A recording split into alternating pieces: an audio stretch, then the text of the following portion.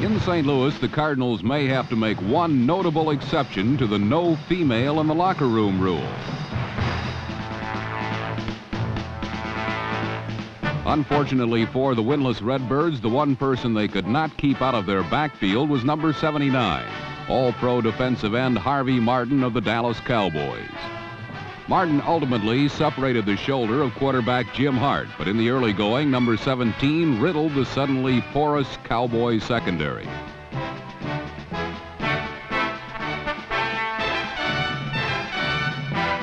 St. Louis outbattled Dallas for most of the afternoon and could have broken the game wide open if not for one unfortunate play.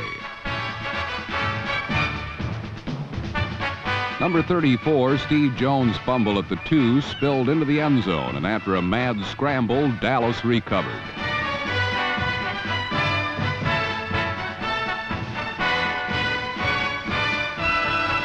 Cowboy quarterback Roger Staubach blew hot and cold, but in the clutch, he burned the green St. Louis secondary with a picture-perfect flea flicker to rookie Tony Hill.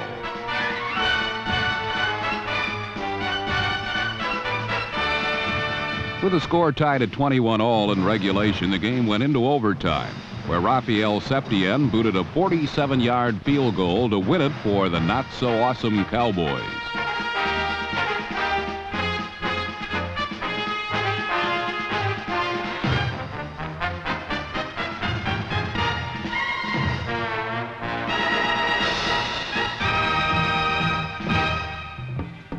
Don Coryell has brought spirit and a new sense of purpose to the San Diego Chargers. His philosophy means exciting, wide-open football. And at times, his team translated that thinking into 6 points against the Miami Dolphins.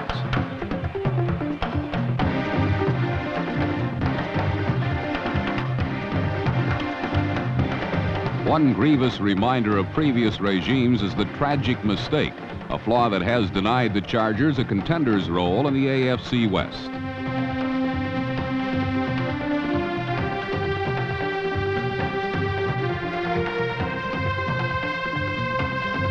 San Diego committed 6 turnovers. The most damaging was a Dan Fouts fumble that was converted into a 67-yard run by A.J. Dewey. The failure of escort Larry Gordon, number 50, to block the lone Charger defender cost Dewey a touchdown and the lineman's dream.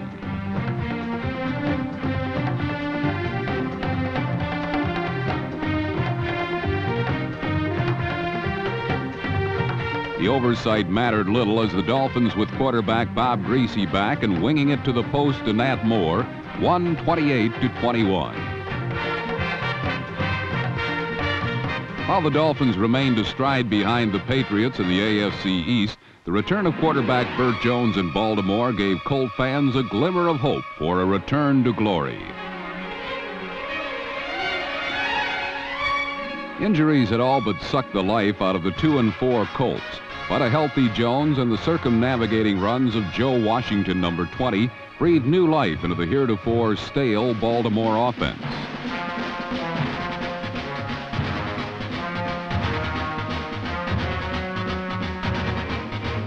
Unfortunately, against the New York Jets, bright possibilities burst when Jones was blindsided by a blitz.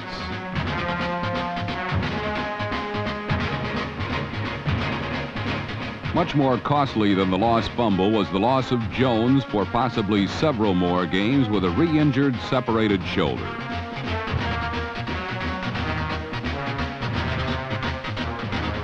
Into the breach stepped number 12, Bill Troop. His attempt to rifle Baltimore back into respectability started well, but ended badly.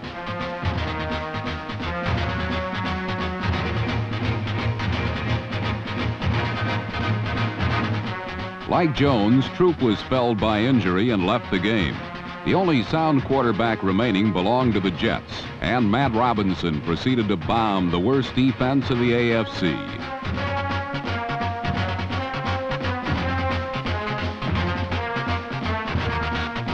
Number 81, Derek Gaffney, is a surprise rookie from the University of Florida. While his contributions have been unexpected, those of second-year wide receiver Wesley Walker have not.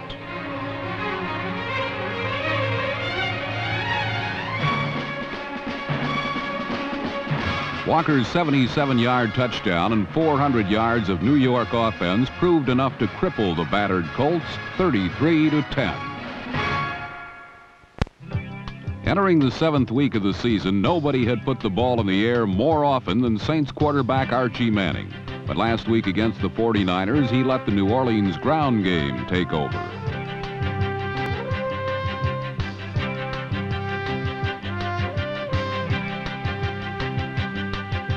San Francisco had several scoring threats throughout the day, but were turned back by both the Saints and themselves.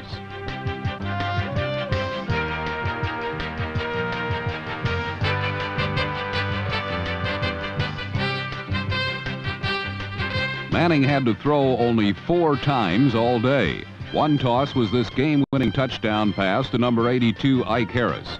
It wrapped up a 14-7 victory for New Orleans, their 3rd win of the season, and a significant one at that. It was sweet revenge for Saints coach Dick Nolan, who only 3 years ago was deposed as head man for these same San Francisco 49ers. Down in Dixie, defense was king as Atlanta swarmed all over the beleaguered Detroit Lions.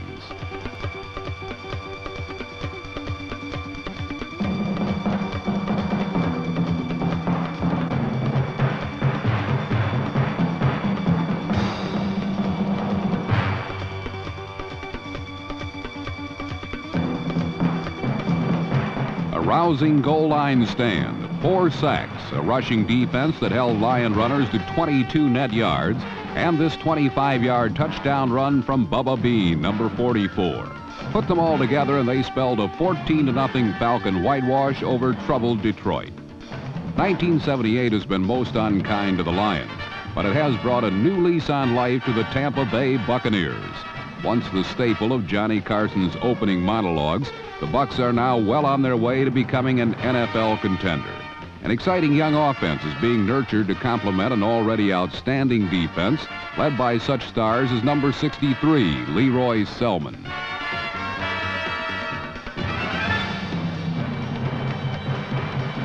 Tampa Bay's defense is ranked 2nd in the NFC. Their offense is not quite as polished yet. The young Buccaneer attack is still prone to making mistakes, like an interception by New York Giants middle linebacker Harry Carson, number 53.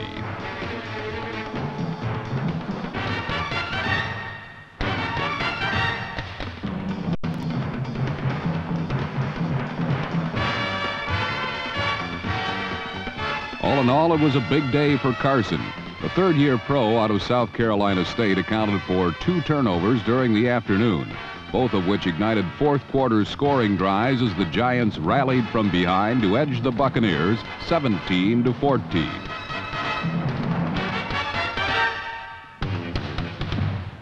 In Cincinnati, the Patriots came very close to snatching defeat from the jaws of victory, but the twists and turns of fate were in their favor this time.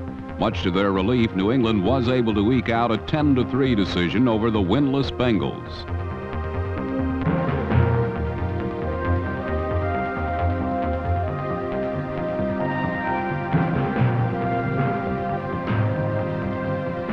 While New England got a little scare, the situation was much more placid out in Oakland, where alert Raider safety Charles Phillips, number 47, took advantage of some Kansas City errors.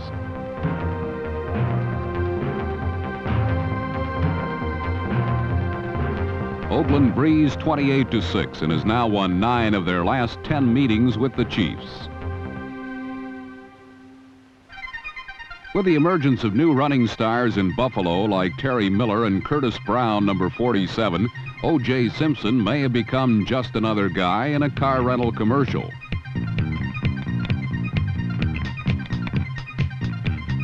One more Buffalo Bill to make an offensive contribution is kick returner Keith Moody, number 46. In 3 years as a professional, Moody has always had at least 1 punt return for a touchdown per season. Last week in Houston, fans were treated to his 1978 rendition of 6 points from a punt.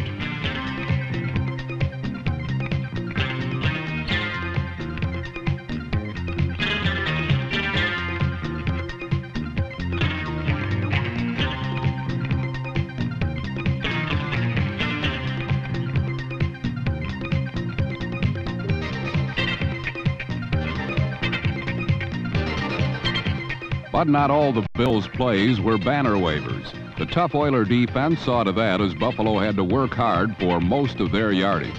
In an attempt to find a shortcut past the Houston defenders, Buffalo wide receiver Frank Lewis, number 82, came up with an option that more than likely is not in the Bills' playbook.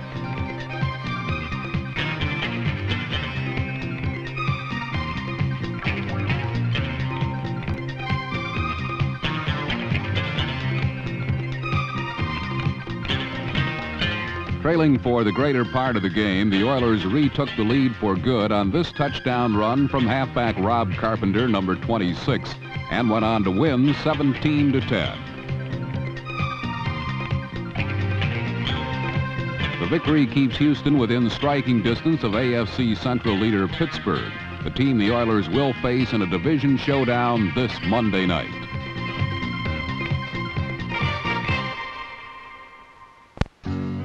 The past few years, rainy days and Sundays used to get folks down in Packerland, but no more.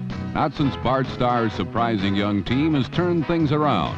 Last Sunday, the Seattle Seahawks invaded County Stadium, Milwaukee, hoping to derail Green Bay's comeback express. However, the Big Green Machine whistled through a pretty crowded freight yard, right on schedule.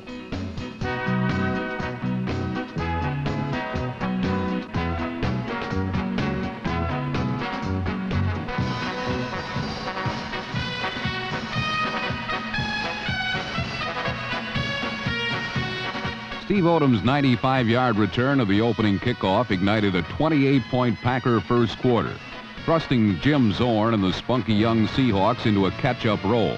But though Seattle amassed nearly 500 yards of total offense, and though the Jim Zorn to Steve Largent combination was once again outstanding, the Seahawks never really got close. For on this day, Packer quarterback David Whitehurst made superb use of all his weapons.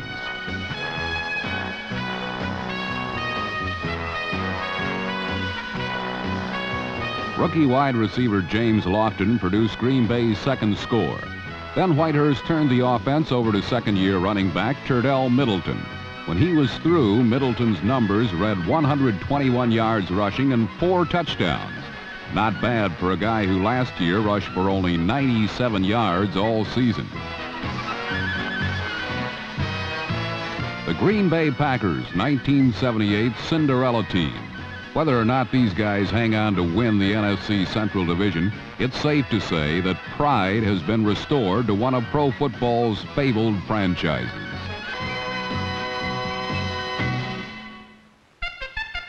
Pride, a key word for another vastly improved NFC club, Dick Vermeil's Philadelphia Eagles. Last week, the Washington Redskins arrived in Philadelphia undefeated. But an ill-timed first quarter pass set the tone for the entire afternoon.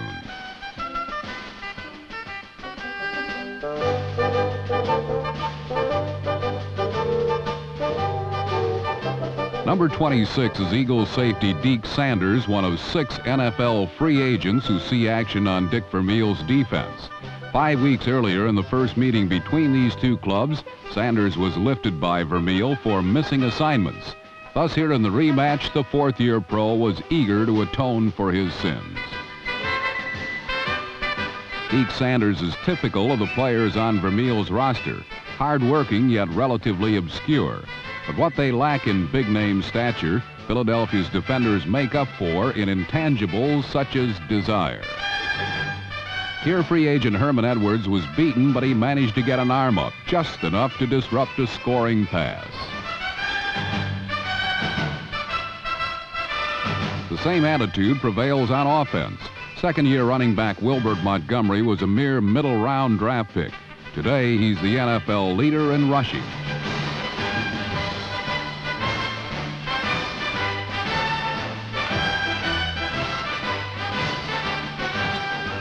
Montgomery's 12-yarder in period 4 gave the Eagles a 7-point lead. Then, with Washington looking forward to one final possession, Dick Vermeil's most spirited unit made their contribution.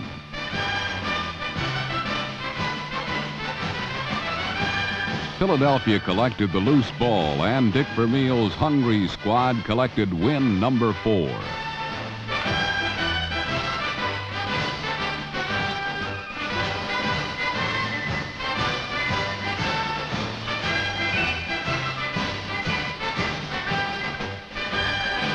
How does that old line go? They're not the biggest, not the fastest, and not the most talented. Well, all these things seem to apply to Dick Vermeil's Philadelphia Eagles. But no team in football has more heart. Enjoy it, Eagles. You earned it.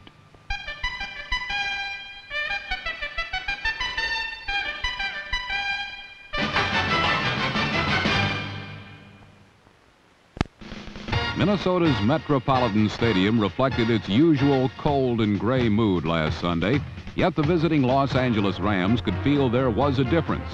The tundra was not frozen, and to the delight of the Sunshine Boys, the customary excuses concerning weather could wait until playoff time. For today, the Rams and the Vikings could come out slinging.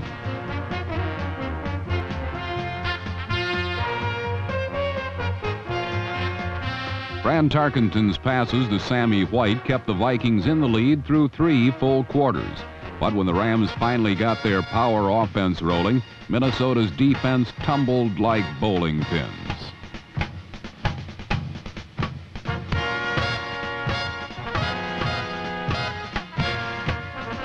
A host of backs, including John Cappelletti, number 22, Lawrence McCutcheon, and Cullen Bryant, number 32, chewed holes in the Minnesota goal line.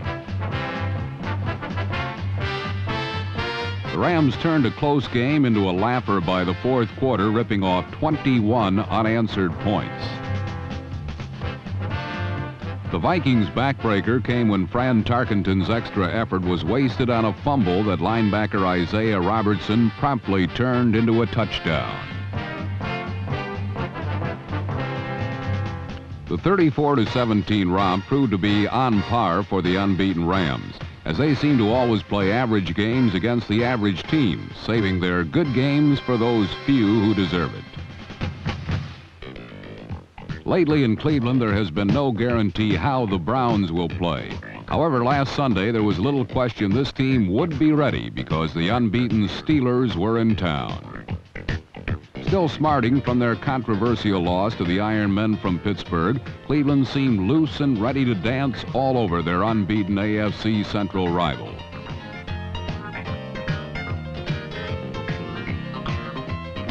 Pittsburgh's offense failed to score a touchdown during the first half as the Browns repeatedly hurried and hassled Terry Bradshaw.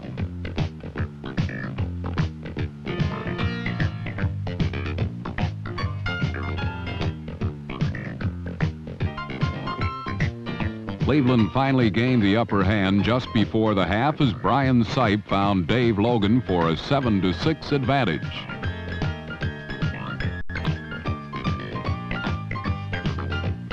Visions of an upset danced in the minds of the 81,000 pro-Browns fans. Such thoughts of revenge, however, lasted only until the next kickoff.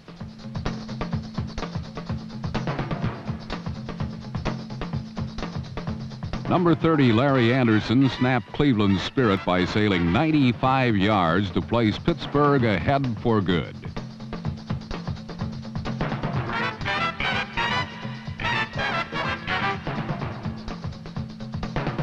The effect was like letting air out of a balloon. In short, Cleveland collapsed. The Steeler darts continued to puncture throughout the second half, finding bullseyes all over an injury-riddled Browns secondary.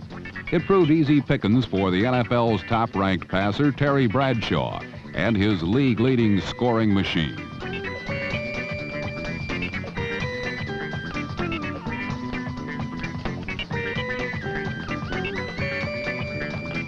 To one side, Bradshaw found John Stallworth, number 82.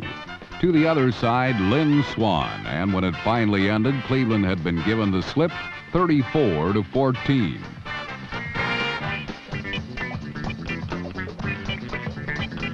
When you celebrate it as much as the Steelers, winning is generally taken for granted. Yet no team in football seems to enjoy victory more. It is a testament to a team when so many years of success fail to tarnish victory's gleam, and maybe the reason the Pittsburgh Steelers continue to direct their priorities towards a singular goal is because once you've been the best, you're never satisfied with anything else.